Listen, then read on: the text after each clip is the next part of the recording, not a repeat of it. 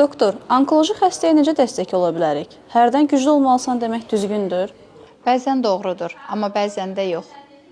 Praktik necə kömək edə bilərik? Gündəlik işlərində ona kömək etməklə qayğını hiss elətdirə bilərsən. Bəs psixoloji yardım vacibdirmi?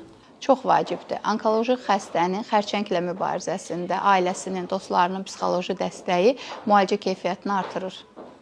Sosial uzaqlaşma problemi necə həll olunur? Ən önəmli empatiya duyğusudur. O şəxsi anlamağa çalışmaq, gərəkirsə bir müddət təkliyinə icazə verməkdir. Sonra isə dəstəyini qaldığın yerdən davam edə bilərsən. Nə yaxşı ki, səndə tez aşkarlanıb demək düzgündür. Burada əslində sual verən şəxsin, dəstək olan şəxsin niyyəti çox yaxşıdır, amma bəzən bu yanlış əks cavaba da gətirə bilər. Sanki səndə xərçəng var, buna sevinirik kimi. Burada niyyəti vurğulamaq lazımdır ki, müalicə dönəmin daha qısa olacaq, nəticən daha uğurlu olacaq. Nə yaxşı ki, tez aşkarlanıb. Deyiliş tərzimiz çox önəmlidir. Mamoqrafiya nə vaxtdan lazımdır?